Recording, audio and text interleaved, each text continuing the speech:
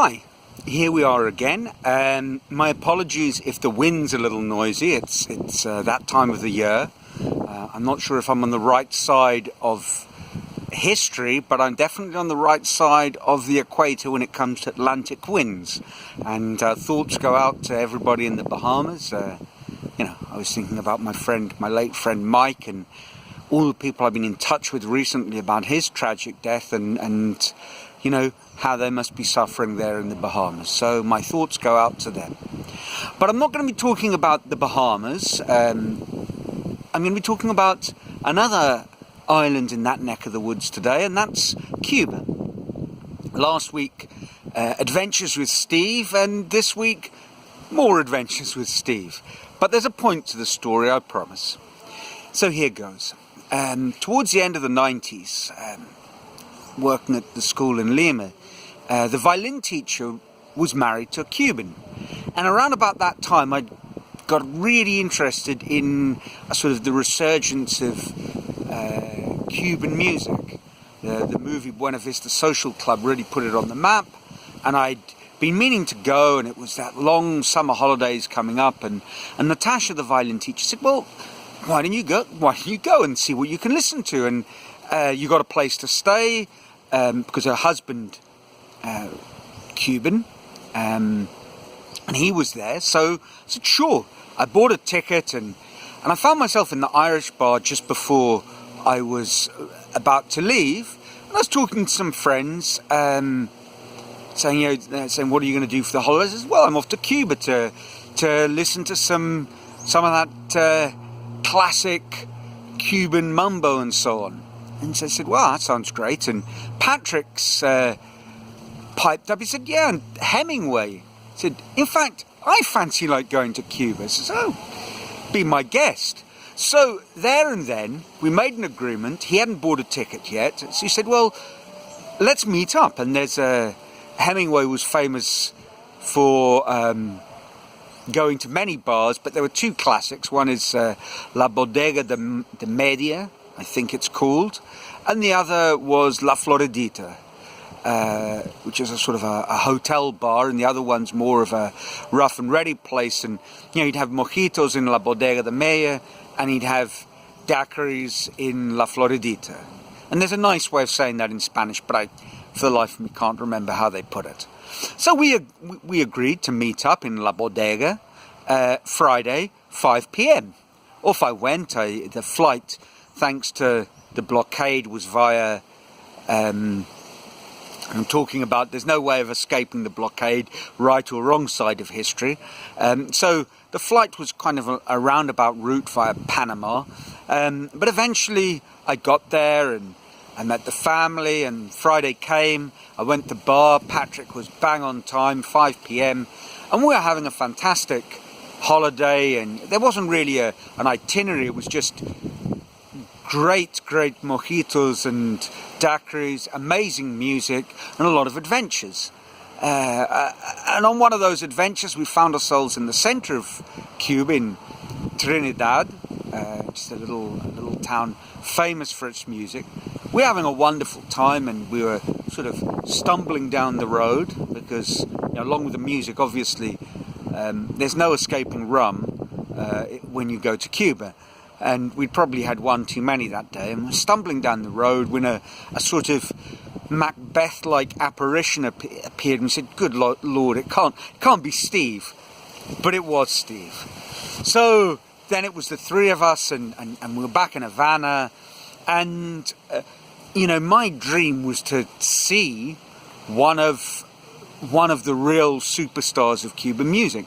And as luck would have it, Compay Segundo, who at the time was, he must have been close to 95, an amazing singer, amazing man. His recipe for living to a ripe old age was rum, lots of sex, and good music. So, okay, Compay, you proved your point. And we went to the gig. The gig was fantastic, and not too expensive. I mean, it was a bit of a tourist trap, but even in a tourist trap, it's $20 to get in, and you could buy a bottle of Cuban rum at the bar, Havana Club or whatever, and I think it was Havana Silver Dry was $20 a bottle. So, I mean, how wrong could you go with that? And we didn't. Anyway, you know, we were enjoying the evening. There, as I say, it was very much a tourist place because $20 isn't too much for a bottle of rum, but, you know, it's a monthly wage at the time for someone in Cuba. And we'd been hanging out with all sorts of people, and it came time to leave. We settled up our bill, and then we were just about to go out the door, and this enormous, you know, probably a Cuban Olympic boxing champion, who knows, this enormous man stops us and said, "No, you've got to settle your bill." And we said, "No, we've settled the bill." And the manager came up and said, "Yeah, but, you know, those Dutch people you were talking to said you'd pay for this bottle of rum." And he said, "Well, they didn't say that to us, so no." He said, "But the Dutch people have left." And we said, "Well, the answer, my friend, is still an emphatic no. You know, we've paid our bill, we didn't drink that rum, we didn't order that rum, and we're not paying for that rum." And Mr. Cuban boxing champion wasn't looking too, you know, impressed with our answer. But anyway, the manager decided to play a powerful trump card, which is, look, I'm going to call the police.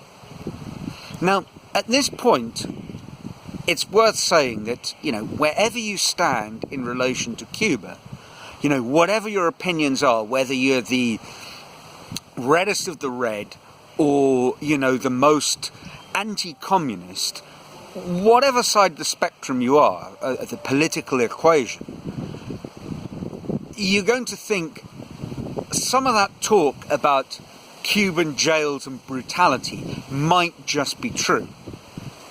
But we'd had a couple of bottles of rum, so we stood our ground and said, "Look, we're not paying for that rum. The Dutch people ordered it. It's just simply not happening." Said, "Well, then we're simply calling the police." And they did. So the Cuban police force arrived, you know, these two gentlemen, not happy to be called out, and said, "Well, we're taking you to the station." I said, "Okay, fine, we're going."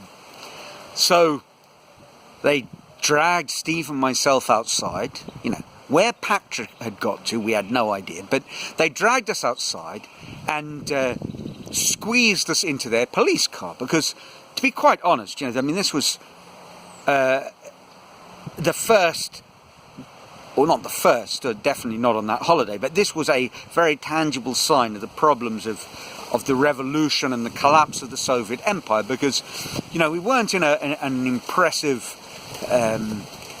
you know, armoured sort of troop carrier type Black Maria sort of job. No, we were in some poxy little East German excuse for a car. Frankly, I've seen mobility, you know, those mobility scooters in supermarkets, you know, driving around at 5 kilometers an hour with a short-sighted old man that had more space than these cars. It was just minute. He somehow squeezed in, and the Cuban policeman sat in the front and drove us to the station. It was quite late. We got in.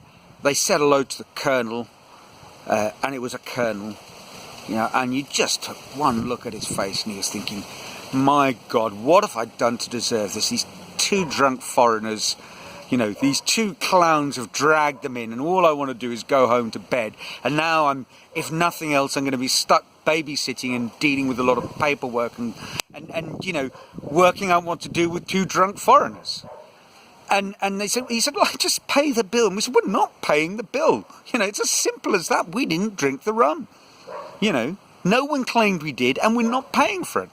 So the sort of Mexican standoff in Cuba carried on. There we were sitting on a concrete bench, going nowhere and refusing to pay. The colonel was pretending none of this was happening and doing some paperwork. You know, the Thompson twins were sitting at their desk thinking, you know, maybe we should have had a quiet word with the manager, and just the whole incident could have just blown over there and then. But we were going nowhere fast until, again in the story, an apparition appeared. And it was this mad, shiny, bald pate at the window Patrick came storming into the police station, absolutely convinced that he was going to save the day, shouting the odds, which probably isn't the way to go with a Cuban police colonel. This is an international outrage. I've contacted the embassy, all the normal sort of stuff.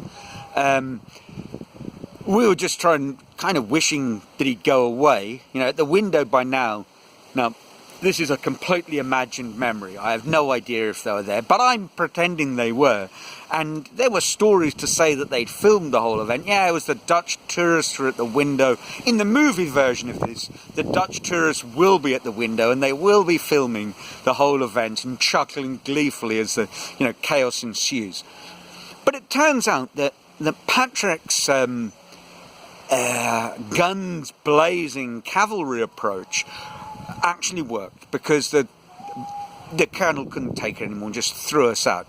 We asked for a ride home, and he just glared at us, so we slunk out the door and started the long walk. But luckily in Cuba, taxis, even late at night, are not too far away, and so we got home safely in the end. Amazing. The Cuban trip really was a fantastic holiday. Great stories. But I suppose I promised a moral, so I've got to kind of come up with something.